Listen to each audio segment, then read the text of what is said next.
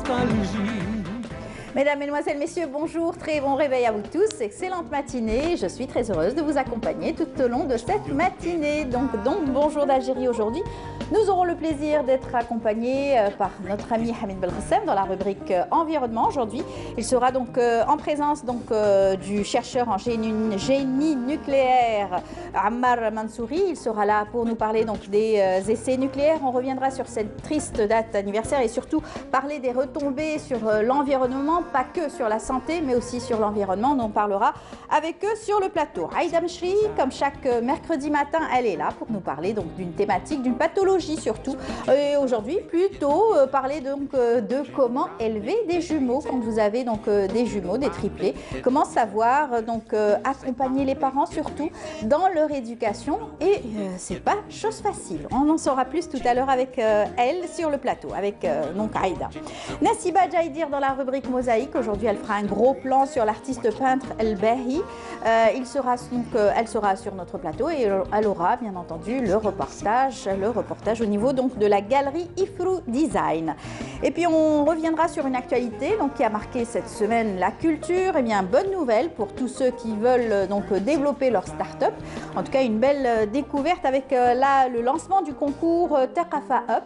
C'est donc en collaboration avec le ministère délégué chargé de l'économie, du savoir et des start-up, un concours qui va donc donner l'opportunité à plein de jeunes de montrer leur savoir-faire dans le domaine donc de la musique, de la littérature et plein de choses concernant donc Thaqafa Plus. On en saura plus tout à l'heure à travers donc le plateau qui réunira une directrice du ministère de la Culture et un jeune étudiant. Et on terminera l'émission avec ce concours.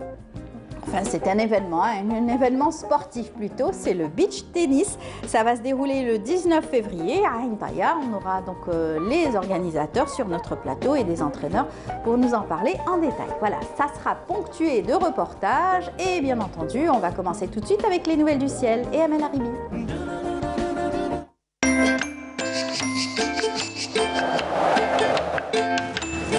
La météo vous est présentée par Mobilis. Mobilis, أينما كنتم. Elle est en forme aujourd'hui, Amel Haribi, comme toujours. Vous n'avez pas besoin de café comme Mina. On lui fait un coucou, hein, Mina. Coucou, elle n'a pas besoin de café, Amel. Non, pas du tout. Elle n'est pas stressée le matin. Non, pas trop. Ça va. Ça va. Elle vient de bonne heure. Oui. Donc, il n'y a rien à dire. Vous êtes en forme. Oui, comme Il toujours. fait beau? Non, malheureusement, non. Ah. Malheureusement pour certains, mais pour moi, oui. Pour moi, c'est bon. On espère qu'il y ait des pluies quand même. Inch'Allah, Inch'Allah. Voilà. Quelques pluies, par contre. Hein. On sait qu'il y a des tempêtes de neige ailleurs. Oui, en Europe. Donc, le froid va peut-être venir. Un temps glacial, hein. Vous allez nous dire que le froid va arriver chez nous aussi. On va voir tout à l'heure. D'accord, on vous écoute. Merci Amel. Bonjour à tous et bon réveil. Eh bien pour aujourd'hui, le facteur essentiel pour aujourd'hui, c'est les vents sur pratiquement l'ensemble des régions côtières, ouest, centre et est, également sur les Aurès où les vents souffleront assez fort, parfois 50 à 60 km/h. Le temps restera par contre passagèrement nuageux sur l'ouest et le centre avec possibilité de quelques pluies sur le centre-est, mais le ciel restera souvent nuageux sur les régions de l'est avec quelques pluies durant la journée, la moitié sud, excepté quelques voiles, l'extrême sud, égale le Tassili, et bien ailleurs, le soleil sera bel et bien présent avec des solons de sable cette fois-ci tout au long des frontières algéro-maliennes. Les températures, quant à elles, eh bien, seront plutôt agréables pour la saison, avec un maximum de 24 degrés du côté de Tlemcen, 22 Oran, 20 degrés à Alger Tizi Ouzou, 23 degrés à Annaba, 19 Constantine, 16 degrés vers Al-Bayad, 17 Djelfa, 15 degrés à Batna, au sud 25 degrés vers Biskra, 26 Gardaya, Tamanrasset et Janet, également Tindouf et Adrar, 28 à Insalah et le maximum toujours à Borj, Beti Mokhtar et Ngazam avec 33 degrés. La mer aujourd'hui, eh bien, elle se montrera très agitée sur pratiquement l'ensemble des régions côtières, des vents assez forts qui peuvent atteindre les 70 km/h sur les côtes centre et est de secteur ouest et 40 à 50 km/h sur les côtes ouest de secteur sud-ouest. Et on va faire un petit tour cette fois-ci vers la partie sud de l'Afrique où le ciel se montrera tantôt nuageux et tantôt ensoleillé à Addis Abeba, Bangui, Kinshasa, Abidjan. Des pluies attendues à Lusaka, Windhoek, Antananarivo accompagnées d'orage bien sûr. Le mercure affichera 24 degrés à Antananarivo, 28 à Windhoek, 23 degrés à Lusaka, également à Nairobi, 22 degrés à Addis Abeba, pardon, 33 à Abidjan, en passant par les 39 degrés le maximum à Bangui. Voilà, je vous retrouve tout à l'heure, juste après le journal télévisé de midi. Et d'ici là, très très bonne matinée.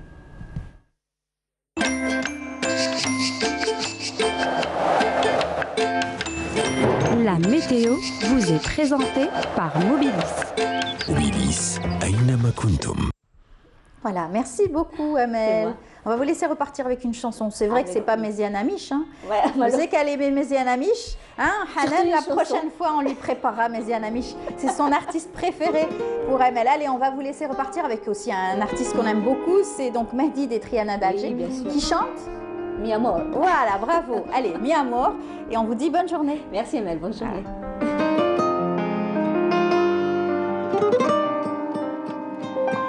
Tu m'as écrit, moi j'ai compris كلامك يا بنية وعليك نغني يا غزالي ما تلوميش عليا.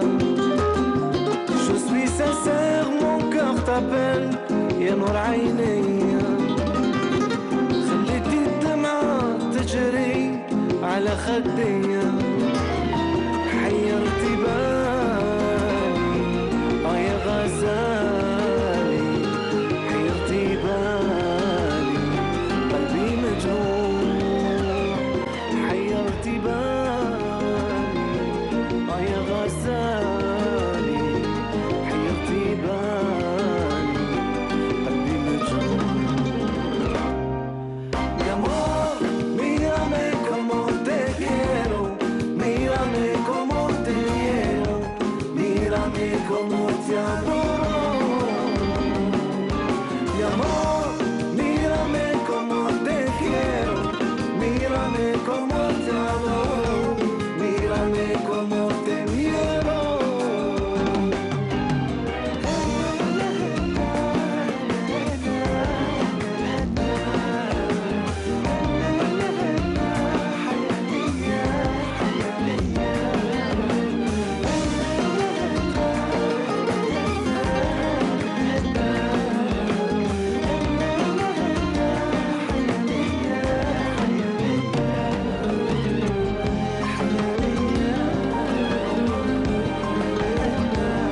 Je suis fidèle, mon cœur t'appelle يا نور عيني وعليك نغني يا غزالي ما تلوميش عليا. Tu m'as écrit, moi j'ai compris كلامك يا بنية. خليتي الدمعة تجري على خديا حيرتي بالي يا غزالي حيرتي بالي قلبي مجروح حيرتي بالي يا غزالي حيرتي بالي قلبي مجروح. Mi amor, mírame como te quiero, mírame como te quiero, mírame como te adoro. Mi amor, mírame como te quiero, mírame como te adoro, mírame como te quiero.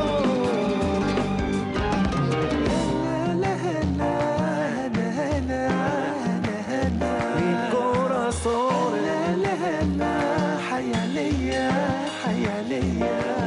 De retour sur le plateau, eh bien, on l'accueille comme il se doit chaque mercredi. Nous avons rendez-vous avec l'environnement aujourd'hui, page d'histoire et d'environnement et surtout crimes contre l'humanité avec Hamid Belkacem. Il va nous parler donc des crimes. Il le dit si bien, ce n'est pas des essais nucléaires mais plutôt de crimes contre l'humanité. Bonjour Hamid. Bonjour Amel, bonjour à tous. On dit crime tout simplement parce que l'essai se fait en laboratoire. C'est pas avec un petit bécher, un tube à essai, non. Ce sont des crimes multiples et il faut dire, puisqu'on parle aussi d'histoire, que l'Algérie a eu à subir et les Algériens ont eu à subir les affres du colonialisme. Les autres, de l'autre côté, en ont fait une loi, les bienfaits. On va parler de ces bienfaits.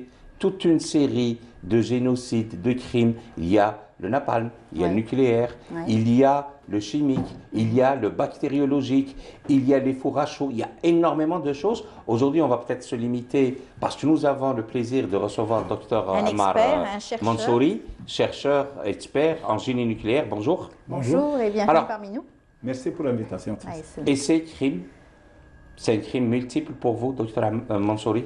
بعد بسم الله الرحمن الرحيم. Bon, aujourd'hui, bon, l'Algérie s'apprête à commémorer le 60e anniversaire du 13 février, du drame du 13 février. Et par Ça fait quand même 61 ans. 61 ans qui sont écoulés. Donc après le Jarbas Bleu le 13 février, c'était un samedi, 13 février, à 7h, 4 minutes, 20 secondes. Donc c'était la première explosion nucléaire française au niveau du Sahara. Donc par cet acte, la France a commis au moins 4 crimes contre cette région. Le premier crime, c'est le fait de choisir le Sahara à l'insu des populations, en disant que le Sahara, il n'y a pas d'habitation, que c'est... Il y a pas, ouais. etc. Notre Sahara n'est pas un Au- désert, c'est un Sahara où il y a de la vie. Aucune vie. Non, ils disent aucune vie. Au niveau de l'ONU 59, Jean Moche, il déclare qu'avec des plans que le Sahara est vide, il n'y a pas de vie humaine, etc. C'est le meilleur endroit pour faire des explosions. Donc ça, la première. Et par cet acte, les populations de cette région sont devenues des cobayes du nucléaire malgré eux. Deuxièmement, après que la France a terminé son programme nucléaire au niveau du Sahara, donc après le gain, c'était à Ineker. Tu étais Tamaracet. Donc en 67, et ils disent qu'ils ont nettoyé, qu'ils ont démantelé Décontaminé. des installations, etc. Ils ont remis ces installations et ces sites à l'Algérie. Malheureusement, aucune sécurité, aucune radioprotection, aucune clôture. C'était ouvert. Ils ont même laissé des trucs à l'air libre. Oui. Du matériel Tout à irradié. fait, Du tout matériel. à fait. Donc le troisième crime, c'est qu'ils ont enfoui leurs déchets nucléaires au niveau de Reguin, donc sous le sable. Et quand on dit déchets nucléaires, c'est des chars, c'est des avions, c'est Des bateaux. Oui, oui, qu'ils ont oui, oui. utilisés. Donc c'est énorme. Et ces déchets actuellement, ils présentent un danger permanent C'est une source pour les radioactive. populations, Tout à pour fait. toute forme de vie. Exact. Et le quatrième crime, c'est ils ne reconnaissent pas la réparation. C'est plus grave encore. C'est un crime, on ne reconnaît pas la réparation, ni l'indemnisation, ni l'assistance, ni le nettoyage de ces sites. Donc vous voyez que ce crime est... Surtout dans la région d'Orgen où la population ne savait pas justement Reguin, les c'est dégâts à et 40 les km de retombées. Hamoudia. Tout C'est à à fait. 40 km de Hamoudia. Donc le jour J où ils ont fait exploser la première explosion, il n'y a pas eu des mesures de protection, de radioprotection pour les populations. Ouais. On leur a donné uniquement des trucs pour voir En fait, c'était pour voir l'impact l'impact sur une de la population. Donc, radioactivité. la population d'Ergen a servi toute De la cobaye. population De de cobaye. cobaye. Tout à fait. À grande échelle, on a Tout à pris fait. une ville. Moi, je voudrais juste parler de quelque chose que j'ai eu à constater depuis un peu plus de 25 ans à Ergen. La première chose qui saute aux yeux, c'est les malformations des bébés. Oui. Très peu de femmes arrivent à faire arriver terme. à terme leur Leur grossesse, et celles qui laborieusement arrivent à faire arriver à leur terme leur grossesse donnent naissance à des bébés malformés. Des doigts raccourcis, des seins dactylies, des monophthalmes et tout, c'est quelque chose de difficilement supportable. Deuxième chose qui saute aux yeux à Ergen, c'est le nombre, j'allais dire, anormalement élevé de minoteries. Des minoteries traditionnelles qui ont plus d'un siècle, mais qui, la plupart, sont à l'arrêt. Et lorsqu'on demande pourquoi est-ce qu'il y a autant de minoteries à Ergen, on vous répond parce que Ergen, avant l'ère atomique, avant les bienfaits de la science C'était- française en milieu saharien, Voilà. en milieu oasien, Ergen exportait les céréales, exportait ses fruits et légumes. Et c'était une C'était plateforme. terre fertile. C'était une terre fertile. Nos aïeux ont bien fait les choses à travers le système d'irrigation quasi millénaire, séculaire, Ouais, les Fougara. les Fougara. Donc il y avait, là où il y a de l'eau, il y a de la vie. Donc il y avait de l'eau à Ergen, il y avait de la vie, il y avait la joie de vivre. Ergen était économiquement viable jusqu'à ce que la science française, à travers l'atome, intervienne et détruise tout cela. Voilà. C'est-à-dire, quand on parle de la science française, ça veut dire la civilisation, parce qu'ils disent qu'ils nous ont ramené la civilisation. De l'atome. D'après. De l'atome. À travers l'atome. À travers l'atome. Donc cette civilisation, par la loi du 23 février 2005, a été glorifiée. Le Saddam a glorifié le colonialisme. Et par la suite, en 2008, malheureusement, à travers la loi sur les archives, on a rendu les archives du nucléaire incommunicables. Donc, Inaccessibles. Inaccessibles, incommunicables. Et en 2010, il y a la loi Morin, qui n'a rien à voir avec les victimes algériennes. C'est une loi qui n'indemnise pas. Donc vous voyez tous ces... C'est une problématique franco-française. C'est une problématique franco-française. C'est un crime impuni, en fait. Impuni. Et donc la France continue à ne pas reconnaître. Et suite à la visite de Sarkozy en 2007, il y a eu mise en place... Ça fait quand même 14 ans. 14 ans, on a mis en place une commission mixte. Elle s'est réunie, d'après le rapport que j'ai lu sur le CIVEN, parce qu'on n'a pas d'informations là-dessus, le comité d'indemnisation des victimes du nucléaire. Dans son rapport de 2018, il parlait que cette commission s'est réunie le 3 février 2016 et plus. Donc il n'y a pas de suite.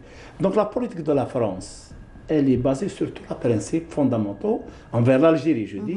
Le premier principe, c'est 2 poids 2 mesures. Pourquoi 2 poids 2 mesures? Parce que toutes les recommandations qui ont été faites par les instances internationales, entre autres l'AIOA, lors de son assemblée générale ordinaire le 22 septembre 2015, elles demandent aux États nucléaires, aux puissances nucléaires, d'assumer pleinement leurs responsabilités et de surveiller d'une manière scrupuleuse tous les sites de façon à ce qu'il n'y ait pas des conséquences fâcheuses sur l'environnement et la santé.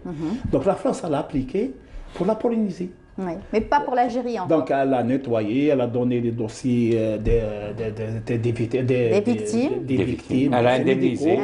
Elle a indemnisé et elle a construit en 2007 un centre médical pour eux. Donc il y a une réponse. Entre parenthèses, pourquoi? Parce que la police a fait une grande pression suite à la loi Morin, qui a été modifiée quelques années après, j'oublie la date. Et c'est dans l'article 2 où elle parle sur le plan de l'espace, il y a une partie uniquement de la Polynésie qui est concernée par l'indemnisation, c'est Fongotoufa et Mororoa. Et en Algérie, il y a une toute petite place. Quand la Polynésie a fait une pression, on a rendu que toute la Polynésie est concernée. D'accord. Et moi, ce que je demande actuellement, pour terminer, je demande que tout le Sahara soit compté. Pourquoi tout le Sahara?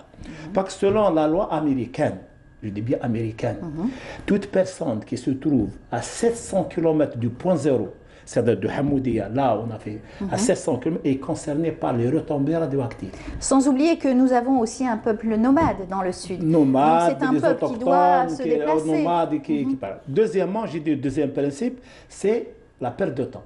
Vous voyez, depuis 60 jusqu'à présent, on n'en parle pas de ce dossier. 61 ans. C'était en 1996 que le ministère du Moudjahidine a ouvert ce dossier. Et jusqu'à présent, il y a des lenteurs. Il y a beaucoup de lenteurs. La France, il y a un énorme travail fait aussi par les historiens pour justement rétablir cette vérité. C'est aussi ce crime contre l'humanité, bien entendu, que les politiciens aussi essayent aussi de faire des démarches pour avoir donc des faits et des réponses aussi du gouvernement français. Justement, à propos du gouvernement français, justement, il y a un principe, c'est le principe des mensonges. Oui. Donc vous voyez, dans cet environnement de poids, de mesure, les mensonges... Niés systématiquement. Donc il ne faut pas s'attendre à ce que la France reconnaisse d'une manière simple ces faits. Donc il faut que l'Algérie s'organise et il faut que l'Algérie fasse des pressions. Est-ce qu'on peut parler d'un lobby avec les autres peuples qui ont eu à souffrir? Parce qu'il y a au moins 21 pays et régions qui sont concernés par les explosions nucléaires, dont l'Algérie. Oui, et dernièrement, vous l'avez dit tout à l'heure, il y a eu une actualité, c'est-à-dire que les Nations Unies ont demandé à certains pays qui utilisaient la bombe nucléaire de signer une convention. Donc, c'était en janvier dernier. Il y a le traité de l'interdiction des armes nucléaires qui a été adopté par 122 pays le 7 juillet 2020. Oui. Et l'Algérie, 2017, pardon, 2017. L'Algérie l'a signé le 20 septembre, parce que l'ouverture c'est 20 septembre. D'accord. L'a signé le 20 septembre 2017, il n'a pas encore ratifié. Donc ce traité entre en vigueur après la 50e signature de ratification qui a eu lieu le 24 octobre 2020 par l'Honduras. Donc après 90 jours, entre en vigueur, et c'était le 22 janvier 2021 qu'il est entré en vigueur. Voilà. Donc le principe de pollueur-payeur est appliqué. Non, il est pris en charge par ce traité. Voilà. Il y a un autre aspect, c'est l'assistance des victimes et le nettoyage des sites des économies. Pour les gens Donc, qui sont... malheureusement, ce traité n'a pas été signé par les grandes puissances. Donc il y a Notamment la France n'a pas signé. Non, bien sûr. Surtout pas. Il y a que 58 pays qui l'ont signé jusqu'à présent, et ratifié, 86 pardon, signé et ratifié par 50. Mais en France, il y a au moins 19 associations et des prix Nobel qui exigent de la France de signer ce traité. Exactement. Donc l'Algérie aussi est obligée de faire des pressions pour qu'elle signe ce traité pour qu'on puisse en tirer profit. Ça doit bouger aussi. Vous avez parlé du travail associatif, du travail aussi des historiens. Eux aussi ont des militaires qui ont travaillé sur ces sites, qui ont aussi des contaminations, qui réclament aussi une indemnisation. C'est aussi une preuve donc, de l'utilisation donc, de ces armes nucléaires dans le sud algérien. Il y a même un ministre français qui est décédé suite à son exposition. Il a laissé baril.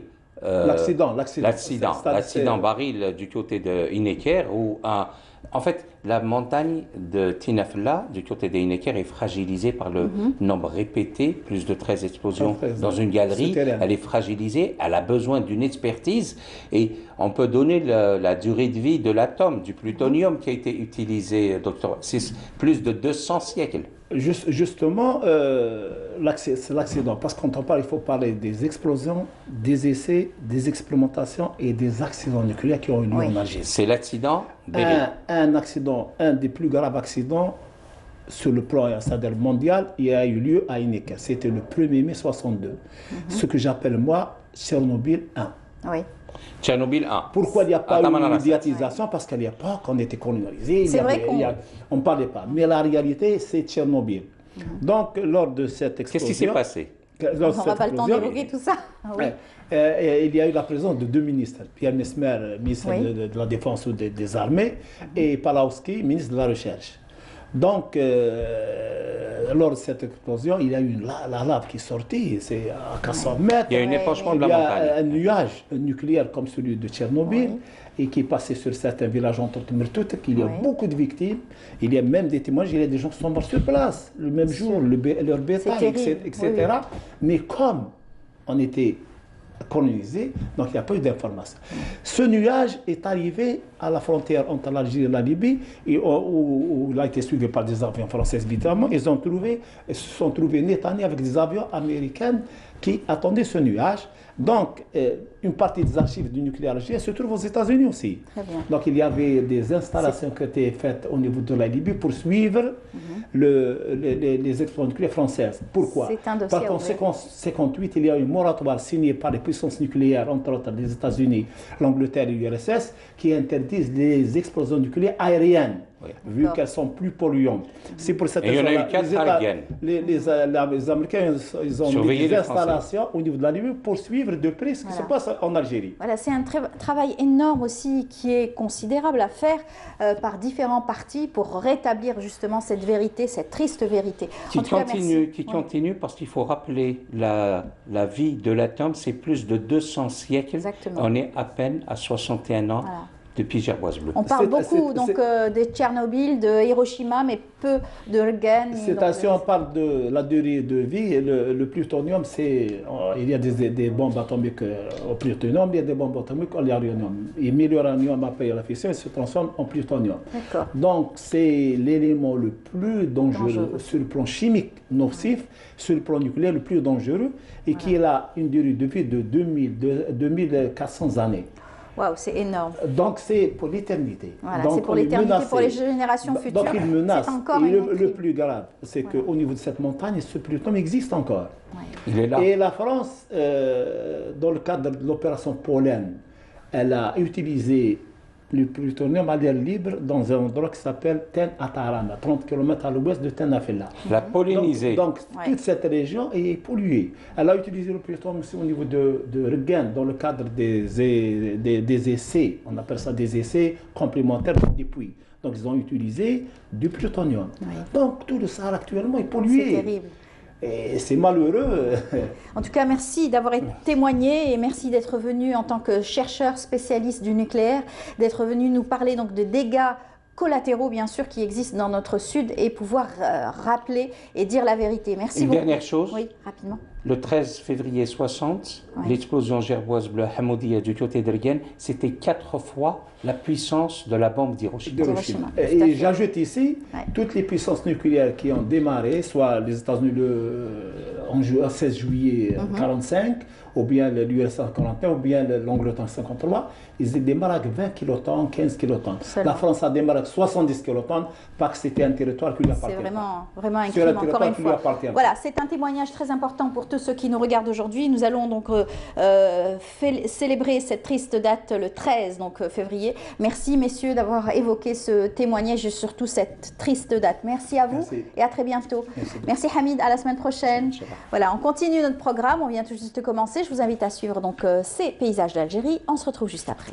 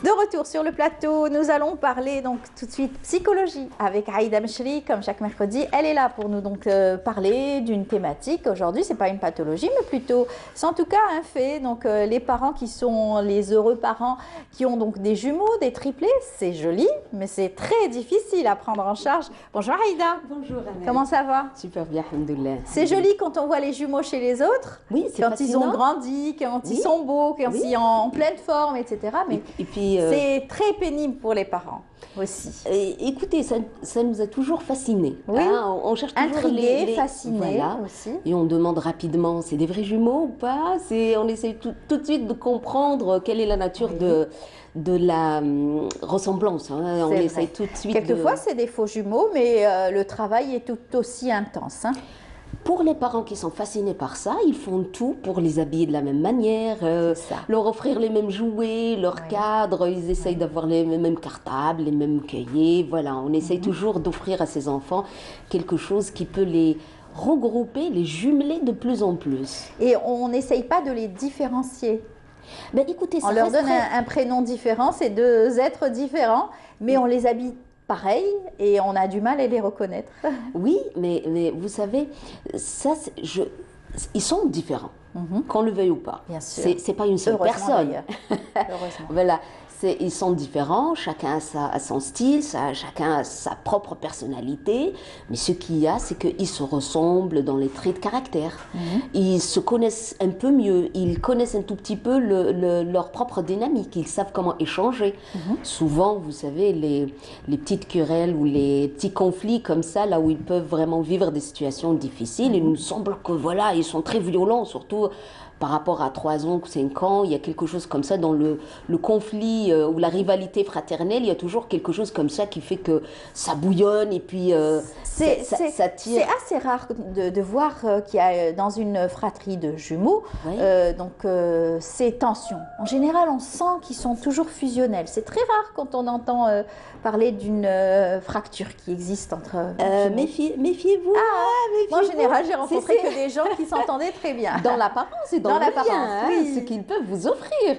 Mais souvent, entre eux, il y a toujours cette dynamique de dominante-dominée, il y a toujours cette force entre les deux, comment ils peuvent vraiment créer les limites. Et ça se travaille pendant une période très ciblée dans leur cycle de vie, qui est juste après les 2 ans. Quand ils sont petits, il y a quelque chose de très jumilaire, il y a une force qui les regroupe plutôt qu'une autre force qui les sépare. Ils sont là à partager les objets, à jouer ensemble, partager les biberons et puis s'arracher la maman chacun de leur côté pour qu'ils puissent en profiter le plus possible. Mais après, vous savez, ils créent les limites. Et ça, c'est connu dans les conflits. Quand ça bouge énormément, ce n'est pas... On a comme l'impression que on a un peu peur. Hein. On se dit, voilà, ils vont se faire du mal parce que ça cogne. Et puis, il y a des coups très durs. Et puis, il nous semble que c'est très violent et dur pour eux. Mais qui va gagner? C'est à ce moment-là que les choses se jouent sur le terrain. À partir de là, il y a quelque chose qui se construit, qui est plutôt dans la complémentarité. Et c'est pour ça probablement qu'il ne faut pas trop s'impliquer. L'image, par exemple, d'un enseignant ou d'une maman qui essaye un peu de les séparer, mais voilà, qui se retournent les deux pour vraiment contre elle. Hein. C'est quelque chose. Ils s'aiment, ils sont là, ils se protègent, ils s'entraident entre eux. Et puis c'est ça qui donne cette particularité de pouvoir retrouver cette nature de couple. Enfin, on n'a pas trop le droit de dire couple. C'est un couple de frères, donc oui. De préférence, essayer de travailler le plus possible l'autonomisation de chacun d'eux, mais c'est ça qui fait la dynamique de cette rencontre entre les deux pour qu'ils puissent vivre ensemble. Est-ce qu'il y a eu suffisamment de recherches sur justement ces caractères fusionnels qui existent entre les jumeaux, même à des distances séparées, l'un peut ressentir, c'est vrai, est-ce que c'est vrai, l'un peut ressentir ce que ressent l'autre? Quelle belle question. C'est facile de retrouver les études, surtout les articles, tout ce qui a été mis, tout ça. Mais voilà que dans la théorie, on reste vraiment dans le développement de l'enfant unique.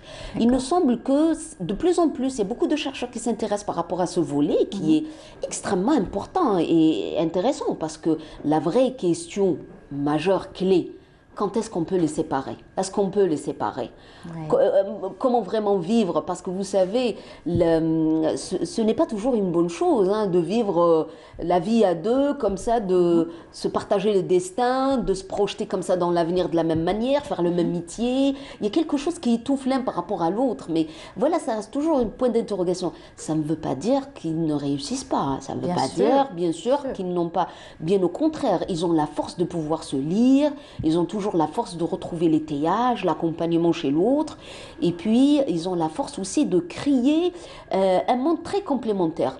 La séparation, oui, peut les détruire, mais peut toucher un tout petit peu de près par rapport à cette richesse. Et puis, il y en a beaucoup qui peuvent parler de ce manque. Est-ce que les études parlent de ça? Oui, les études parlent beaucoup de ça. Ce qui nous reste probablement, qui c'est très intéressant pour nos étudiants, mais aussi dans notre travail, c'est de pouvoir lire notre société, comment elle joue ses cartes. C'est sûr. De notre chance, et puis voilà, dans la richesse des liens familiaux qu'on a, vous savez très bien que la famille élargie joue un rôle très très important et que c'est très important de faire attention, de prendre en considération la nature de couple. Souvent, quand on a des enfants, rapidement, on oublie que vraiment, il y a le couple parental qui est là. Et voilà, on est dans l'urgence, on se soucie un peu de comment aider, l'éducation, comment nourrir, protéger, aider, soigner. Récupérer les enfants, l'école. Hop là, il y a quelque chose comme ça qui s'installe de 1, 2, 3, qui peut tuer quelque chose qui est dans l'ordre de la relation de couple, là où les parents doivent s'entraider. Sinon, une mère seule, c'est un peu compliqué. Sinon, un père seul, c'est très dur pour lui aussi. Voilà que la force, elle est vraiment dans l'étayage de la famille élargie qui peuvent donner des coups de main. pas des journées tout entières, il suffit juste de retrouver quelques heures, une soupape de secours pour redynamiser quelque chose qui peut nourrir ce couple pour qu'ils puissent vraiment tenir la balance et puis voilà, leur permettre de vraiment vivre les choses doucement. C'est très important parce que ça peut aussi être une force pour les parents d'élever par exemple des jumeaux, comparer l'un par rapport à l'autre aussi, essayer de jouer sur ça. Vous savez, ce qu'ils disent, voilà, on reste toujours dans tout ce qui est théorique parce que le plus intéressant c'est de vivre l'expérience réelle avec des mamans et tout ça. Les mamans elles sont fières. Vous savez, rapidement, elle a deux enfants, un garçon et une fille, identiques, voilà. Elles se soucient un tout petit peu du travail qu'elles peuvent vraiment fournir. Hein. Elles savent très bien que c'est vraiment dur et pénible. Surtout à la naissance. Ça. Voilà. Mais les pères sont très méfiants. Hein. Vous savez, ça, c'est une charge, c'est beaucoup d'économie, c'est vraiment beaucoup de... Déjà qu'un qui arrive dans la famille, c'est beaucoup, alors quand il y en a deux d'un coup... Voilà. Vous savez, la force de ces familles, c'est dans la richesse de ses enfants. Et tout de suite, rapidement, si chacun prend sa place, c'est une richesse extraordinaire qui va donner une dynamique extraordinaire. Ce qui a ce qui devient risque, c'est quand on balance l'un meilleur, mieux, l'autre moins. Ça, c'est étiqueté rapidement, pas quand ton frère, voilà, tu as essayé de faire, disqualifier l'un par rapport à l'autre, ça peut être très dangereux. Parce que là, c'est une force et puis on disqualifie rapidement l'autre, ça peut nuire vraiment au développement. Compare, bien sûr qu'on peut comparer, la comparaison, on ne peut pas être équitable. Quelquefois. C'est pas que ça enrichit. Regarde, Amel, on ne peut pas être équitable à 100%. Hein. Tu prends un verre d'eau, je prends un verre d'eau. Même si on est jumeaux. Non mais attendez, ça on ne peut pas être cruel comme ça. La vie est différente, la chance de l'un n'est pas de l'autre. Il y a quelque chose comme ça qui s'installe dans la force. Ce qu'on peut faire, c'est un tout petit peu jouer sur cette différence. On ne peut pas offrir le même jouet, on ne peut pas offrir la même dynamique, enfin... Ça va être difficile. C'est difficile, mais vous savez, les enfants nous aident pour mieux comprendre. Les enfants, ils sont là à arracher cette dynamique cette relation. Voilà. Ils nous invitent vraiment à lire. Il y a un enfant qui est là, prêt à tout prendre. Voilà, il négocie avec les parents, la maman. Il y en a d'autres, non. Ils sont très méfiants dans leur coin, ils attendent... Allez, si on schématise un tout petit peu, on va dire que dans leur complémentarité, on peut retrouver un ministre des Affaires étrangères qui est là à négocier et un ministre de l'Intérieur. Par exemple. Voilà. Et puis voilà, entre les deux, ils savent jouer dans la complémentarité des enjeux vraiment très dangereux par rapport au reste de la fratrie ou à la famille. Donc vraiment, leur permettre de jouer cette différence qui est très complémentaire, qui donne vraiment la force. Maintenant, les hauts et les bas, les petits conflits, tout ça, ça existe. Un tout petit... Voilà. C'est jouable. Dans toutes les familles et dans toutes les fratries. Il faut juste écouter. Il faut juste écouter. En tout cas, bravo à vous. Merci pour cette formidable plongée dans la vie des jumeaux et jumelles. Merci beaucoup, Haïda, pour cette thématique. Bonne chance aux parents qui viennent d'en avoir, parce que c'est pas chose facile, surtout quand ils sont bébés. Voilà. Merci, Haïda. À la semaine prochaine. On continue notre programme. Je vous invite à vous intéresser à l'art floral. C'est une école qui donne des cours dans la composition des bouquets de fleurs. L'art floral, c'est tout un savoir-faire. C'est Yasmine Mesroudi qui vous invite à le découvrir. Des lieux qui doivent influencer vos choix. Réaliser des bouquets de fleurs ou des décors entiers avec des végétaux, tout cela s'apprend. Située à Alger, cette école d'art floral forme des futurs designers floraux, un métier en plein essor ces dernières années. Magnifique pour camoufler votre mousse. Cette mousse, on l'a designée et pensée pour que les futurs fleuristes et designers floraux aient les outils nécessaires et indispensables pour pouvoir pratiquer leur métier. Et ceci de manière internationale. Entre théorie et pratique, la formation s'étend sur une moyenne de 5 à 6 mois. Le futur fleuriste ou designer floral apprendra à connaître les rouages et les technicités de cette activité. Même si le groupe se compose uniquement de femmes, l'espace est ouvert aussi à la gente masculine. S'il y a des hommes qui voudraient intégrer, qui ont essayé d'intégrer, notre espace est ouvert aussi bien aux hommes qu'aux femmes. Et effectivement, nous avons un panel de jeunes femmes de 22 à 47 ans. Donc c'est ouvert pour un peu tout le monde et il y a quelques prérequis. Et le prérequis nécessaire, c'est une touche esthétique et une touche pour aimer la nature, aimer les fleurs, aimer passionnément les fleurs. Je pense que c'est déjà pas mal pour un début. Une passion qui a réuni ces femmes qui n'ont pas manqué de nous faire part de leurs projets.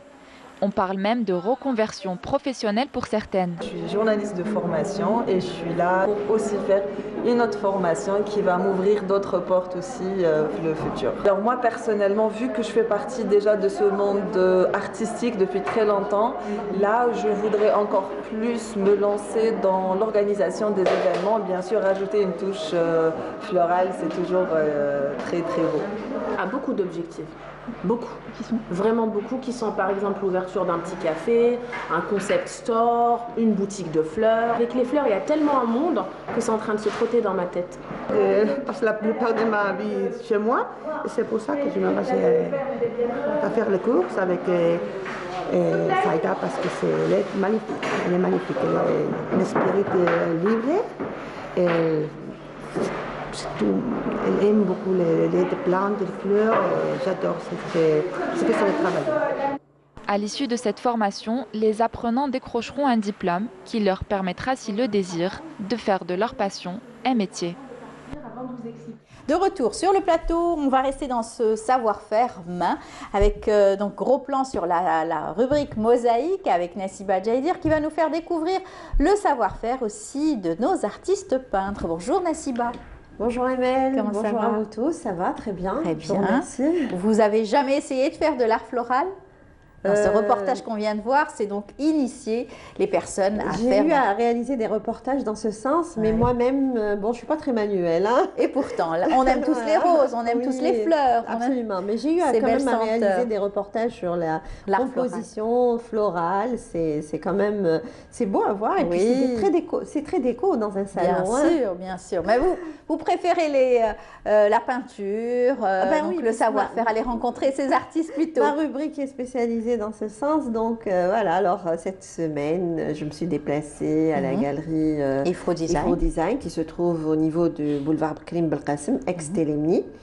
C'est une galerie qui encourage la jeune création et honneur cette semaine à El Bahi Belkhiri. C'est un artiste originaire de Djelfa qui vit et travaille du moins à Djelfa et qui est autodidacte, qui a du talent. On a eu aperçu, on voit déjà une de ses œuvres. Très beau. On remercie Wafa qui a pensé à nous faire des gros plans comme ça, des images de ça. On a un avant-goût du reportage. Exactement. Et c'est une femme africaine. Avec de la calligraphie en arrière-plan. Il y a ce qu'on appelle calligraffiti. D'accord. Calligraphiti. Et l'art africain, moi j'aime beaucoup l'art absolument. africain. Alors là, la femme est omniprésente dans son reportage, dans son exposition du moins. C'est le titre générique de cette exposition, c'est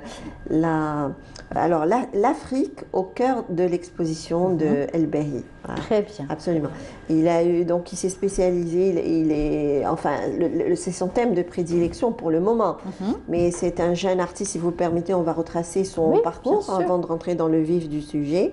Et là, c'est un artiste autodidacte, c'est un universitaire, il est fraîchement sorti de l'université, il a un master en langue française, licence et master en langue française. Et chemin faisant, donc sa passion pour la peinture, son amour pour la peinture a pris le dessus. Et aujourd'hui, il se consacre pleinement à la peinture. Très jeune, donc il a eu un petit parcours classique, des prédispositions au dessin dès sa jeune enfance, dès sa tendre enfance du moins. Donc à l'école primaire, au collège, au lycée. Il avait de bonnes notes en dessin. Au lycée, il a fréquenté un atelier de dessin. Très bien. Encouragé par ses professeurs, son entourage, ses parents. Et il y a eu vraiment... Le déclic s'est fait, d'après son témoignage, bien sûr, s'est fait au lycée. D'accord. Alors, il y a eu ce petit déclic qui s'est dit, ça y est, j'ai trouvé ma voie. Et bon, il a quand même terminé ses études, il a eu son bac, il est rentré à l'université. Et chemin faisant, donc il a commencé à peindre. Rien n'empêche pas l'autre, bien sûr, de continuer dans sa passion. Au départ, bon, c'était des reproductions, bien entendu. Mais il a fait sa formation, c'était de l'auto-formation, hein, pratiquement en autodidacte. Il s'est formé en autodidacte. Il a fait son petit chemin de bonhomme de chemin, pardon. Et il a commencé par faire des reproductions, des natures mortes, des paysages, des scènes de genre. Et il était très amoureux du grand artiste peintre, très fasciné par les peintures d'Étienne Dinet. Dinet. Donc il a eu à reproduire pas mal de peintures. Et puis un beau jour, il s'est dit, il va falloir que je trouve mon style. Très bien. Et il s'est lancé dans les portraits, en essayant de se forger un style. Il a fait de la recherche plastique et dans sa dynamique artistique. Voilà ce que ça a donné, cette exposition. Et puis, sans plus tarder, on va voir le reportage. On va le voir tout de suite, là. Tout de suite, on y va à travers, bien sûr, cette description que vous avez fait donc, de l'artiste, à travers son parcours. On y va avec ce gros plan sur l'Afrique, cette thématique qu'il a choisie pour cette fois-ci. Regardez.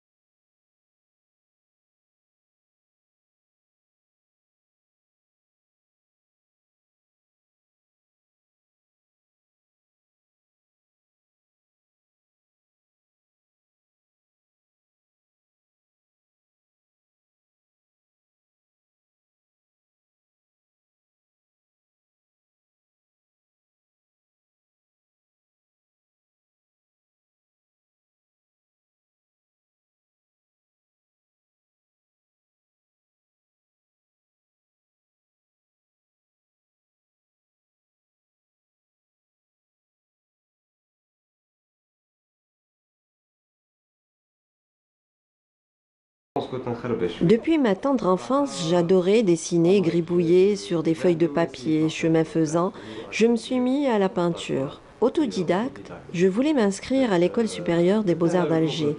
Je n'ai pas pu le faire, hélas. J'ai donc poursuivi mon chemin.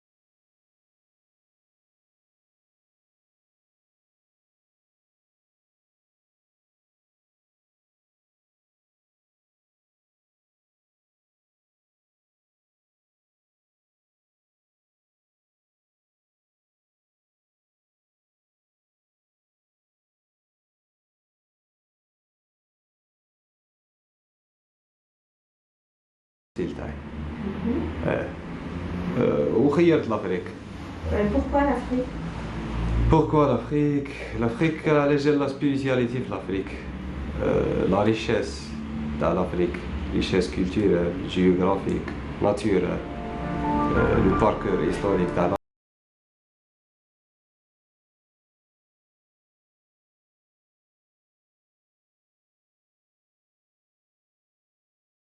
De l'université, il consacre une partie de son temps à sa passion. Une passion qui vit et habite en lui. C'est la première fois qu'il expose en individuel à Alger. Cet enfant de Djelfa a saisi cette opportunité pour préparer et présenter ses toiles. Dans sa dynamique artistique, une approche plastique qui le pousse à aller de l'avant et au-delà. El-Bahi, il peint l'Afrique. Pour moi, c'était un message de mettre en valeur l'Afrique en général, autant que nous sommes africains. Côté technique, il a beaucoup de travail à faire. mais il a quelque chose en lui. Il a besoin des professionnels, il a besoin des échanges avec d'autres jeunes comme lui qui ont eu la chance d'être formés et pour développer son travail et pour avancer. Et moi, c'est ça l'objectif de mes expositions. À son art, El Bey Belkhiri souhaite donner une dimension contemporaine. Des projets, il en a, et des idées, il n'en manque pas. Lentement mais sûrement, il veut se frayer un chemin sur la scène artistique nationale et internationale.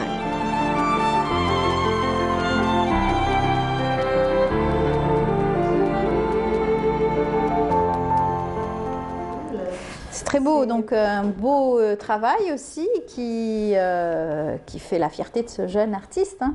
En tout cas, il est tout content aussi de pouvoir exposer. D'exposer sur Alger. Donc, je le disais, la galerie Iflo Design encourage la jeune création. Et puis, ça va lui permettre de rencontrer des artistes confirmés. Il y a l'École supérieure des beaux-arts qui est pas très loin de la galerie, hein, c'est à quelques pas. Exact. Il pourra aller visiter l'école, rencontrer les enseignants, avoir des échanges. Et puis... les étudiants aussi, il pourra disons, avancer dans la critique constructive. Et vous avez vu, il y a dans le fond de la toile, il y a ce qu'on appelle de la calligraphie. On voit des petites lettres, ça donne vraiment, ça donne très bien dans ces fonds. Il y a des toiles où on trouve de la calligraphie, d'autres non. Et la femme africaine, donc il la représente, la femme qui est là, qui est présente, qui lutte. Il a pratiquement deux thématiques en une. Hein. Absolument. En même temps l'Afrique et en même temps la femme. Donc, la femme, absolument. La femme qui est là, qui est dans son combat de tous les jours, dans sa vie quotidienne, qui est là pour lutter pour les droits de la femme, la femme courage, comme on dit. Donc il la symbolise. Il la symbolise. Il la représente. Il la représente. Il y a toute une symbolique en action dans son travail. Il lui rend hommage par la même occasion. Absolument, il lui rend hommage pour tout ce qu'a fait la femme africaine et qui continue à le faire. D'ailleurs, il y a une journée qui lui est consacrée. Je ne me rappelle plus la date exacte, mais en tout cas, il y a une journée internationale. Il a des projets aussi, ce jeune artiste? Oui, il a des projets. Il a exposé donc dans des salons. Il a des projets. Il compte exposer, alors son rêve c'est d'exposer aux États-Unis. Il a un projet dans ce sens. D'accord. Voilà. Donc il est dans le contemporain, on a vu ses toiles, elles sont magnifiques ces toiles. Voilà. Et il y a toute une symbolique. Il y a toute une symbolique en action, il y a toute une gestuelle. Un rappel toujours de l'Afrique. Oui, ça rappelle l'Afrique. On voit le tigre. Le guépard. Voilà, le guépard du moins.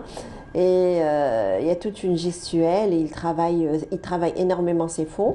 Il y a des fonds où il y a la calligraphie, d'autres sont beaucoup plus sobres. Et il travaille avec de la peinture à l'huile.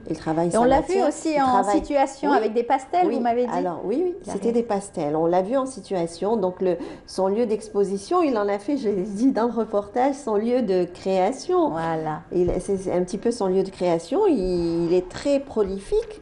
Et là où quand il a un petit moment, un petit espace, donc il donne libre cours à sa créativité. Très bien. Absolument. En tout cas, on est content pour lui, on le salue. J'espère qu'il fera donc de belles expositions dans l'avenir. Oui, bon, là c'est sa première expo personnelle, mais il a eu d'autres expos. Il a eu à participer à des expositions collectives de peinture au niveau de différentes régions d'Algérie. Ce sont des salons consacrés aux arts plastiques, des salons organisés par les différentes directions de la culture. Parce qu'au niveau de chaque wilaya, nous avons une direction de la culture.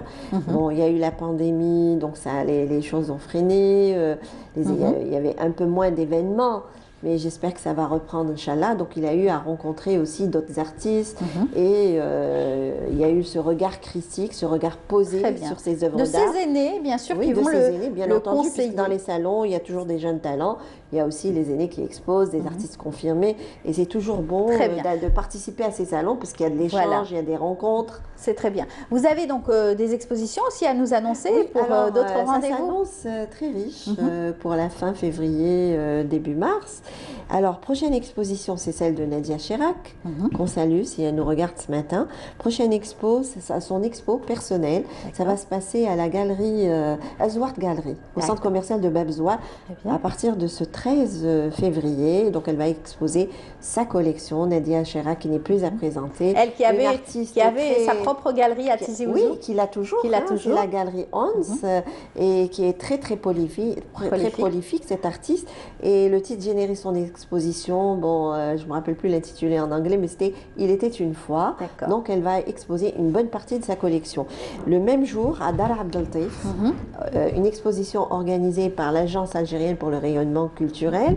C'est Hakim Tounsi, un artiste aussi très prolifique, qui a un parcours, qui a étudié ici en Algérie, à l'École supérieure des beaux-arts d'Alger, qui a exposé aussi, qui a étudié, il est parti compléter ses connaissances artistiques à Paris, et qui est de retour et qui expose à Dar Abdel Taif. Et la troisième? Alors l'intitulé de l'exposition, c'est la rive orientale, donc c'est ce 13. Un peu plus loin, disons une prochaine date, c'est le 21 février au Palais de la Culture Moufdi Zakaria, une exposition collective qui va regrouper des artistes confirmés, des jeunes talents, des étudiants de l'École supérieure des beaux-arts. On peut citer aussi quelques noms d'artistes confirmés, Karim Sergoua, qui n'est plus à présenter, Hachmi Amer, Saïd Rahmani, Tayyib Al-Abbas, qui vont exposer à partir On y reviendra bien sûr avec vous, bien entendu. Il y a 3 événements qui s'annoncent, donc ça reprend petit à petit, ça reprend et on est heureux, on est content. Merci pour toutes ces informations, Nassiba, et puis merci pour le gros plan sur l'artiste peintre donc El-Bahi Belkhiri. Et puis on salue, j'ai oublié de saluer Madame Bara Kasmi, qui est quand même très active dans cette galerie, qui organise de belles expositions. La galeriste, Madame Amel Bara Kasmi, qui encourage la jeune créativité. Merci beaucoup Nassiba. Bonne journée, à la semaine prochaine. On continue avec les salons. Cette fois-ci, ça a été donc le salon du safran. C'était donc au niveau de la SAFEX, c'était le 9 et le 10 février. En tout cas, un salon prometteur. C'est aussi très important de parler donc de la culture du safran ici en Algérie. Pourquoi pas travailler sur l'export. Et c'est organisé par la Chambre nationale de l'agriculture. Regardez, c'est un reportage signé Myriam Damis. Plus de 1500 safraniers exercent en Algérie. La culture du safran attire de plus en plus les agriculteurs. Ces derniers rencontrent de nombreux obstacles pour commercialiser leurs produits, qui est d'une grande valeur commerciale et médicinale. L'exposition d'aujourd'hui leur a permis de promouvoir leur culture et leurs produits. Le problème, c'est la vente, soit en Algérie, soit à l'étranger. C'est la certification. Le problème, c'est la certification du produit. Nous n'avons pas d'organisme certificateur. Et en Europe, ils surprotègent leurs producteurs. Ils ne nous laissent pas rentrer facilement, pénétrer le marché interne. Il faut la certification. On a l'organisme certificateur en Algérie. Aujourd'hui, on assiste à ce salon, afin de mettre tous les acteurs économiques, beaucoup plus les producteurs, avec des éventuels exportateurs de ce produit, pour les mettre en synergie ensemble, qui puissent travailler ensemble. Sa culture diffère d'une région à une autre en fonction des conditions climatiques. Il faudrait récolter au moins 170 fleurs pour produire seulement 1 gramme de pistil. Et là, je présente mon safran d'Oran que j'ai planté chez moi à Missardine.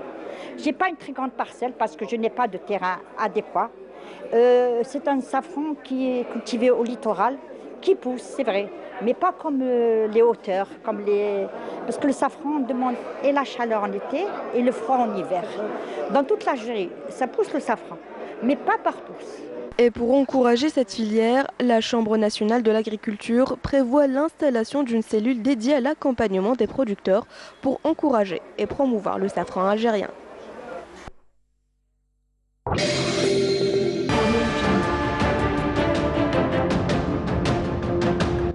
Enfin, une peinture algérienne aux normes internationales. Tous vos besoins en peinture intérieure, peinture métal, préparation de support ou peinture extérieure, choisissez Coral Peinture. Coral Peinture, c'est les maths à faire.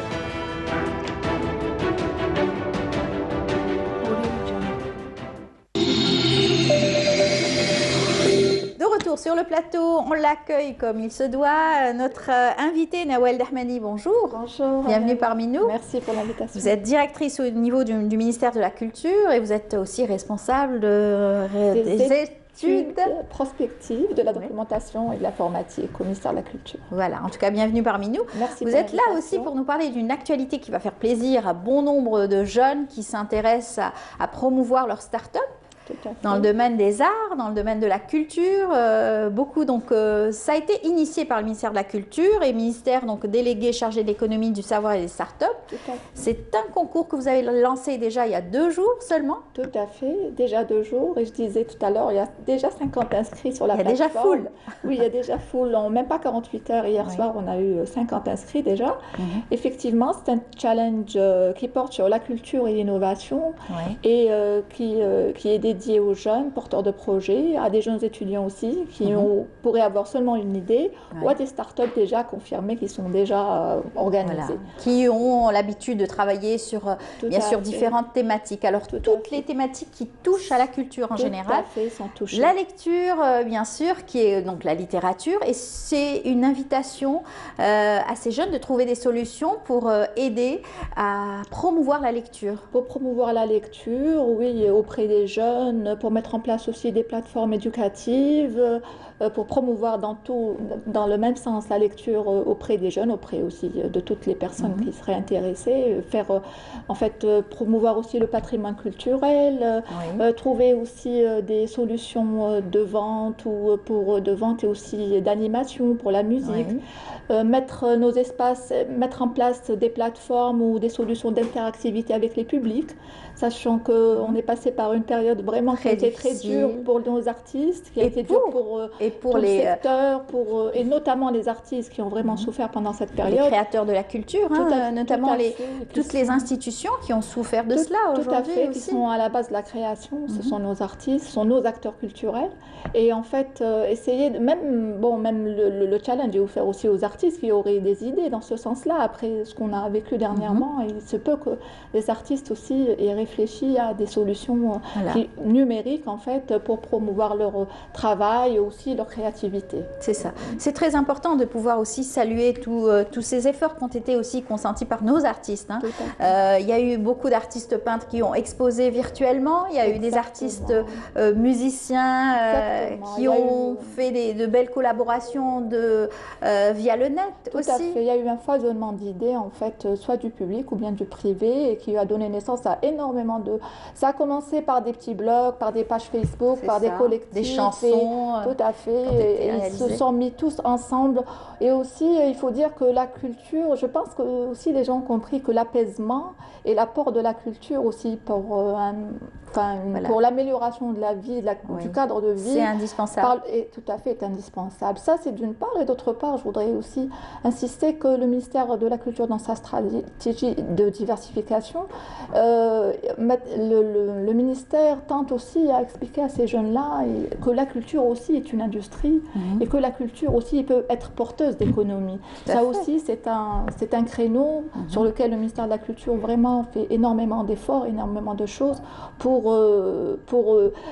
c'est-à-dire pour diversifier ce tissu économique et aussi pour encourager les jeunes à aller dans ce sens-là. Exactement. Alors, d'autres secteurs comme par les arts visuels, voilà, j'y arrive, les arts visuels, et bien d'autres aussi, le patrimoine aussi à promouvoir. Tout à fait. Le patrimoine à promouvoir, c'est vrai qu'on en parle très souvent sur le spectre touristique, mais ce patrimoine est porteur de valeurs et porteur de contenu pour lequel on pourrait, c'est dans ce sens-là qu'on pourrait mettre en place une stratégie de tourisme culturel, un tourisme vraiment, pas un tourisme de masse, mais un tourisme sur des contenus. Et je pense que le virtuel va vraiment aider dans ce sens-là. Aider des métiers à se développer aussi, des petits métiers. Tout à fait. Aider aussi une frange de la population qui doit vivre de cela. Alors, de se faire connaître déjà, de se faire connaître, de faire connaître son travail, et aussi à commercialiser ce qu'elle fait.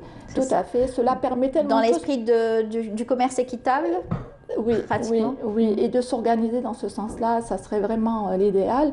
Et je pense qu'avec nous avons un grand territoire, il n'y a rien à dire, et que le numérique va vraiment faciliter la chose et la vie à plusieurs personnes qui activent justement dans ce sens-là. Exactement. Voilà. Alors, le concours a été lancé il y a uniquement 2 jours. Tout à fait. Sous quelle forme vous invitez les jeunes aujourd'hui à faire, donc, venir donc, partager cette expérience du concours? Oui, alors le concours a été organisé, comme vous l'avez dit tout à l'heure, avec le ministère délégué au Premier ministre de l'économie de la connaissance et des startups.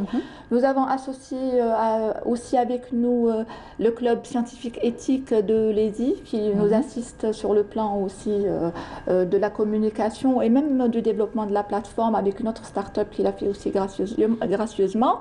Les jeunes, les porteurs d'idées, les start-up confirmés sont appelés à s'inscrire sur une plateforme.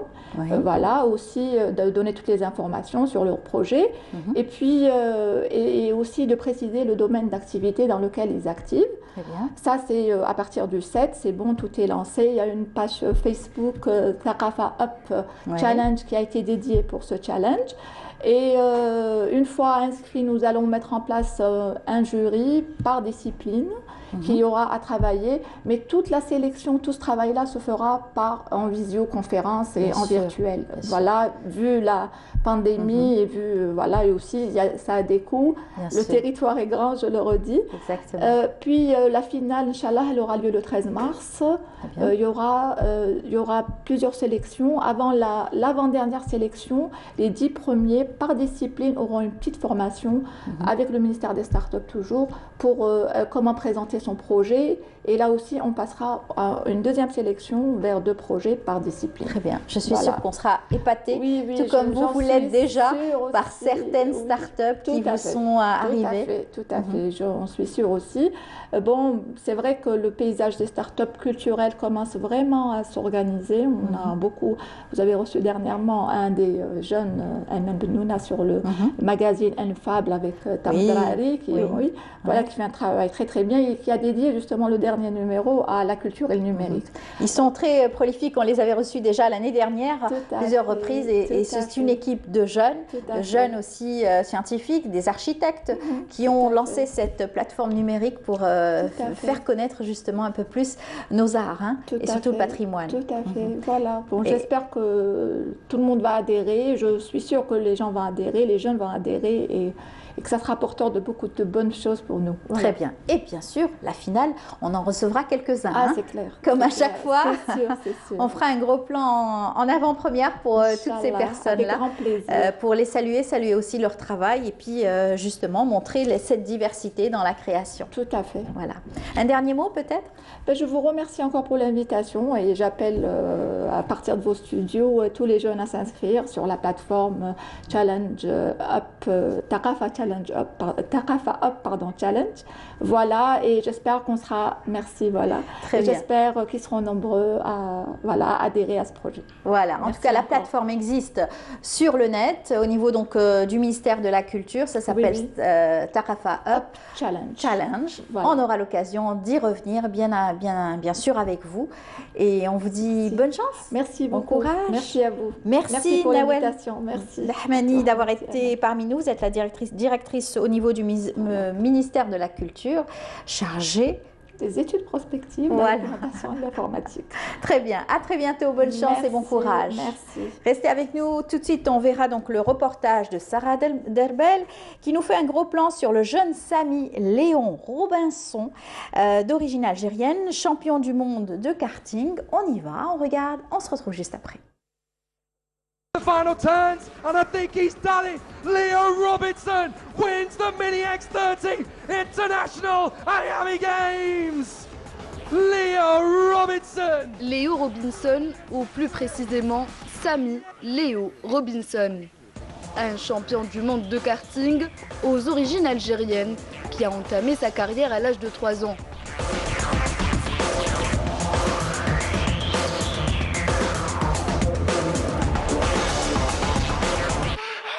Un visage angélique, mais un beau petit diable au volant. Passionné de sport mécanique depuis qu'il a ouvert les yeux, La suite est une histoire de talent inné. Or Leo Robinson. Je m'appelle Léo, j'ai 11 ans, j'habite en Angleterre, ma mère est algérienne, j'ai fait du karting, j'ai commencé à conduire une kart quand j'avais 3 ans. Très vite, Léo va monter en puissance pour se frotter à la compétition. À 6 ans, le gamin est le top rookie du championnat MSA. Un an plus tard, il devient champion d'Angleterre de sa catégorie. Le jeune Algérien décroche par la suite plusieurs trophées et devient champion du monde en 2020. J'ai gagné plusieurs coupes en 2016. J'étais le champion d'Angleterre dans ma catégorie. Et cette année, je suis champion du monde. British Kart Championships for Mini X30, Leo Robinson wins from Ethan Simmons. Un destin tracé comme une évidence, Léo envisage une longue carrière dans le sport automobile. À 11 ans, il vise déjà la Formule 1. My plan is to continue karting for another 2 to 3 years until I'm 14. Then I will move to cars and hopefully get up to F1. With your support and encouragement, I can hopefully make it to Formula 1 as an Algerian. Be the first Algerian Formula 1 driver in the future with your help. We have here Leo's. Et pour y arriver, le jeune prodige est bien accompagné pour s'envoler au plus haut niveau. I just wanted to show you how proud I am of my son Leo and what he's done in his karting. Leo, you're a fantastic son. Il est spécial et on est vraiment fiers de lui. D'un père anglais et d'une mère algérienne, Nihed, une jeune maman qui essaie malgré la distance de transmettre l'amour de la patrie à son fils. Il va aussi représenter l'Algérie ce mars, les Jeux de Mina à Oman. Et ça va être la première fois qu'il va être algérien 100% et représenter le drapeau algérien. J'aime l'Algérie. Next year I'll be representing Algeria. I'll be racing under the Algerian flag, as you can see on my suit, and I've got it on my kart as well, and under the driver's license. Race with the Algerian flag in Bahrain for the Arab Championship. 1, 2, 3, Viva Algerie! And in deference to our race winner on the top step of the... Bravo en tout cas à cette graine de champion. Je rappelle Sammy Leo Robinson, il paraît, et non pas Robinson comme j'aurais pu le dire, Robinson Crusoe. Et ça a rappelé pas mal d'aventures à certaines personnes. En tout cas, bravo à lui. On lui souhaite bon nombre aussi de succès dans sa carrière. Il est tout jeune, il vient de commencer. On va rester dans le domaine du sport et cette fois-ci le beach tennis. Et oui, c'est une discipline que vous allez apprendre à connaître et pourquoi pas à pratiquer avec nos deux invités. Ils sont entraîneurs tous les deux. Il s'agit donc de Walid Fatouhi. Bonjour. Bonjour. Bienvenue parmi nous. Merci à vous. Et un autre Walid, c'est Walid Laoui. Bonjour, merci à vous. Bienvenue. Merci. Vous êtes entraîneur de tennis. Exactement. À la base. À la base, oui. Un ancien joueur en fait. Voilà, un ancien joueur. Et vous avez réuni vos efforts et vos idées pour créer justement ce tournoi beach tennis. Ça sera le 19 février à Intaya. Ça va se dérouler donc à la plage. À la plage, oui. Oui. La plage de Décaplage. Décaplage, une belle plage. Exactement. Voilà. Et donc racontez-nous un petit peu comment est-ce que vous êtes arrivé à cette belle aventure. En fait, l'aventure a commencé au mois de septembre passé. Et on était 4 copains, on jouait au beach tennis, ça fait un moment. Et cette année, on a décidé un peu de partager notre passion, le beach tennis. On a lancé l'appel sur les réseaux sociaux et en fait, on ne s'attendait pas qu'on aura un tel engouement pour cette petite manifestation de notre part. Et du coup, les gens ont demandé d'autres éditions et on a commencé petit à petit, chaque week-end, à organiser des petits événements, des portes ouvertes. Voilà. Et les gens voilà, on voit les photos, quelques photos, voilà, avec les fameuses raquettes en bois, c'est ça? C'est quoi? C'est pas des raquettes en bois, c'est des raquettes en fibre de carbone. D'accord. et fibre de carbone. Voilà. C'est tout aussi sérieux que la discipline du tennis qu'on connaît. Hein.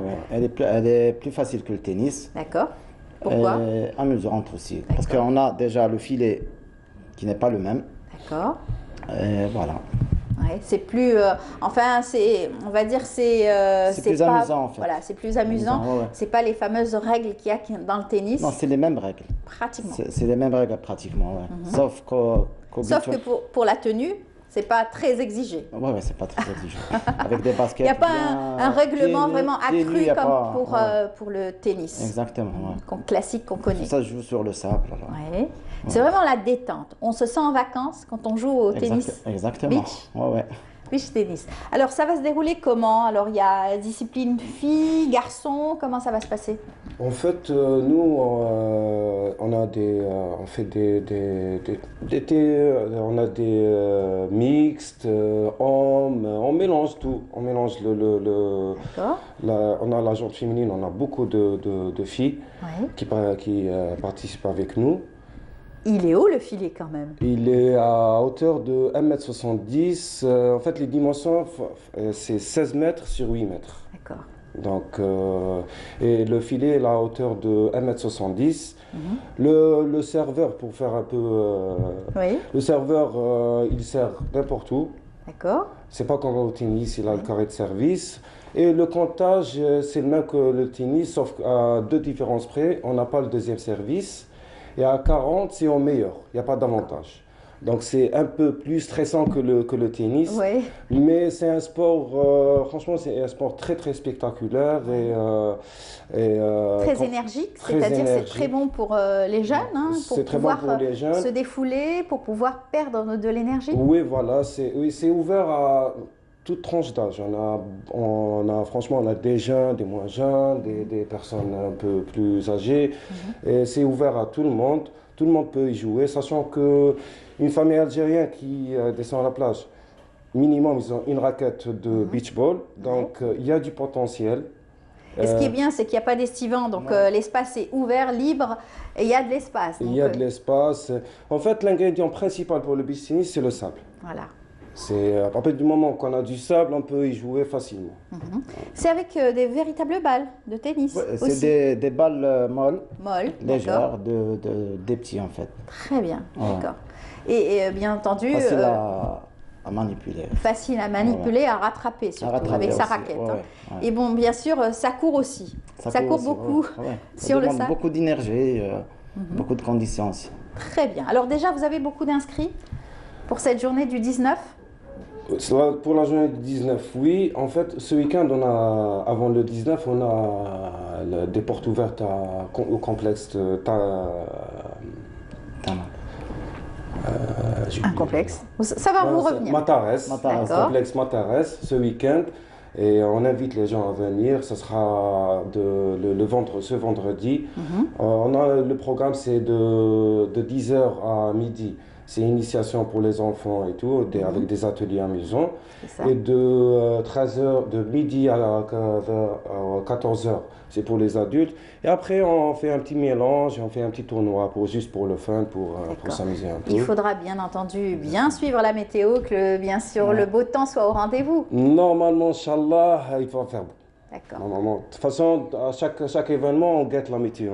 On suit la météo pour savoir ce qu'on pourra pas organiser nos portes ouvertes. Exactement. En tout cas, cette semaine, ce week-end plutôt, ce vendredi, ça sera donc au niveau du complexe de Tipaza, c'est ça ? Tipaza, oui. Matares. Et puis la semaine d'après, 19, ça sera donc au niveau de Décaplage. Ça, c'est le complexe touristique de Matares. Et puis, bien entendu, le 19, ça sera au niveau de Décaplage. Avec la PC de Entayan, collaboration. Voilà, il y aura plein d'activités en fait, pas que le beach tennis. En fait. Très bien. Ouais. On a invité même les associations à venir participer et ramener leurs petits pour découvrir le beach et faire des ateliers de beach soccer et beach volley et compagnie. Tous les sports qui peuvent se dérouler sur le sable, c'est cela ? Exactement. D'accord. Sport, on aura même un groupe de paddle D'accord. Et voilà. Alors, le paddle, il est de plus en plus sur nos plages. Hein. On voit qu'il y a beaucoup d'adeptes aujourd'hui. C'est un sport aussi qui demande d'être dynamique aussi, sur l'eau. Sur l'eau. Il faut ramer. Il faut tenir l'équilibre. Il faut déjà tenir l'équilibre. Voilà, et ne pas avoir peur de se mouiller, même quand il fait froid. Il ne faut pas être frileux. Voilà. Mais sinon, vous pouvez aussi avoir des tenues adaptées et plonger carrément. Voilà. Alors, sinon, vous aussi, vous pratiquez donc du tennis. Vous êtes entraîneur de tennis à Intaya, Non, je suis entraîneur de tennis au complexe touristique Le Grand Bleu. D'accord. On salue au passage. Oui. Et il y a beaucoup de jeunes qui s'intéressent aujourd'hui à pratiquer donc des sports comme ça. Oui. On reçoit beaucoup de demandes. Très bien. Donc, en plus de vos activités, aujourd'hui, la compétition sera donc de rigueur. Et bien entendu, il y aura des équipes qui vont se former. Vous allez former des équipes pour pouvoir jouer et avoir donc ces tournois, suivre des tournois. En fait, le but, c'est d'inciter les jeunes à se rapprocher au niveau des associations et des ligues de tennis pour avoir plus de licenciés, pour qu'on puisse au futur organiser des tournois nationaux et avoir une équipe nationale qui peut représenter l'Algérie. Très bien. Et en fait, juste pour un titre d'information, en 2023, la Tunisie va organiser les Jeux olympiques africains de plage. Et pourquoi pas l'Algérie avoir notre équipe, nos équipes qui participent à cet événement. Il faut développer donc ces activités de sport de plage pour pouvoir être compétitif lorsque, bien sûr, le moment sera venu et représenter, bien sûr, notre pays, l'Algérie. Et notre aventure, on est allé jusqu'au sud. On est allé jusqu'à la ville de Tamarast. En fait, on voulait faire la tournée Ain Salah, Mnia, tout ce qui sont jusqu'à Tamarast. Mais faute de moyens, on n'a pas pu faire cette tournée. On est allé directement sur Tamarast. On a fait des portes ouvertes. On a eu beaucoup d'enfants. C'était ils adorent. Pour moi, c'était j'ai partagé des moments vraiment très agréables en voyant leur sourire et tout. C'était très émouvant vu que le sud, ce genre de sport, c'est pas trop développé. Nous, on veut pas centraliser tout sur Alger. On veut démocratiser et faire évoluer ce sport vers le sud, vu que ça demande du sable. Surtout que la matière première existe. La matière première existe. Les étendues sont là aussi. Les étendues sont là. On a un très beau pays et on peut faire plein de choses. Aussi, hein. Oui, bien sûr. Et voilà, donc... C'est vrai que dans le sud, on a vu pas mal donc, de sports de glisse aussi, qui se sont bien développés sur le sable, bien entendu, le paramoteur, plein de belles choses qui sont réalisables. Bientôt, il y aura le festival du cerf-volant aussi qui va être développé et lancé très prochainement. On a eu des invités qui étaient venus en parler. Donc, plein de choses à faire, donc connaître à travers des initiatives, des idées comme ça que vous avez lancées vous-même, par exemple. Pour le moment, on est sur le business, mais nos ambitions ne sont pas que sur le business. On veut développer tous les sports qui se pratiquent sur le sable. Beach volley, beach tennis, beach soccer, beach hand. Il y en a plein de disciplines qui se pratiquent sur le sport et sur le sable. Et en fait, ces sports-là se conjurent sur deux fronts. Il y a l'aspect sportif et il y a l'aspect économique et touristique. Donc, ça draine du monde. Ça draine du monde, ça peut apporter un plus-value économique au niveau de la région où on peut organiser des événements. Donc, tout le monde est gagnant. Tout le monde est gagnant. Ça apporte un plus-value économique au niveau des régions où on peut organiser des événements comme ça. Alors, rappelez-nous un petit peu l'événement. Encore une fois, on le rappelle pour avoir donc le monde que vous attendez, bien entendu. Déjà sur les réseaux sociaux, vous m'avez dit que ça marche très bien. On a notre propre page Facebook, c'est Beach Tennis Team DZ. Et pareil pour Instagram, Bistini Steam DZ. Et j'invite les gens ce week-end au niveau du complexe de Mataras à Tipaza de nous rejoindre. Ça va être très agréable et ils vont vraiment adorer. Et c'est un kiff. Dès qu'on touche à la balle, on ne va plus s'arrêter. On va plus s'arrêter. Ouais. Ils vont plus s'arrêter et voilà. Donc, c'est vrai. Soyez les bienvenus. Soyez les bienvenus. Un dernier mot pour vous on invite les gens à venir, nombreux et assez. Ce sport-là. Très bien, en tout cas, bonne chance à vous. Merci. Je sais que vous serez là pour aiguiller surtout ces jeunes qui vont peut-être pratiquer ce sport pour la première fois, pourquoi pas. Hein. Pourquoi pas, oui. En tout cas, bon courage. On les insiste à venir. Très bien. Voilà, le 19 et le week-end qui va venir. Très bien, merci beaucoup. Je rappelle Walid Lawichi, vous êtes donc entraîneur de beach tennis, et Walid Fetouhi également entraîneur de beach tennis. Et donc l'événement, ça va se dérouler donc ce week-end, on l'a dit, du côté de Matares, Tipaza. Et puis le 19, ça sera bien sûr cette belle rencontre à Hintaya, la plage d'Ekaplage. D'Ekaplage, bien sûr. Voilà, on est arrivé à la fin. Merci beaucoup d'avoir été nos invités. Merci. Bonne chance à vous pour développer un peu plus ces sports. Inch'Allah. Sport de sable, et à très bientôt. Merci à vous. Voilà. J'espère que vous avez apprécié donc l'émission d'aujourd'hui. On a pu avoir Hamid Belkacem pour revenir sur cette triste date du 13 février, les essais nucléaires dans notre sud. Aujourd'hui, on a pu relever tous ces aspects négatifs avec un spécialiste chercheur en génie nucléaire. On a eu Haïda Mchri pour parler bien sûr dans la rubrique psychologie de l'éducation et des jumeaux, bien entendu, et Nessiba Jaïdir avec cette belle exposition que vous avez pu découvrir à travers son reportage, une exposition donc du peintre Al-Bahi Belkhiri que vous avez pu découvrir, et vous aurez aussi l'opportunité d'aller la voir au niveau de la galerie Ifrou Design du côté de Telemli, et bien entendu cette belle initiative donc du ministère de la Culture en partenariat avec le ministère délégué chargé de l'économie et du savoir des startups. C'est donc cette belle initiative, le concours Startup Challenge, Taqafa Up Challenge, voilà. Vous avez pu suivre aussi tout se dérouler. Voilà, c'est tout le programme qu'on a choisi pour vous. J'espère que vous avez apprécié cette émission en notre compagnie. Merci à toute l'équipe de la Régie 7. Merci bien entendu à vous de nous avoir suivis, de nous suivre régulièrement dans Bonjour d'Algérie. Je vous souhaite une excellente matinée. On n'oublie pas de faire un coucou aussi à notre jeune téléspectatrice qui s'appelle Sarah Boussaïd, qui suit notre émission tous les jours. On l'embrasse bien fort, on lui dit merci de nous suivre. Au revoir. À demain, vous aurez donc le plaisir de retrouver Iman Mahrogras à partir donc de la station d'Oran. Au revoir et bonne journée.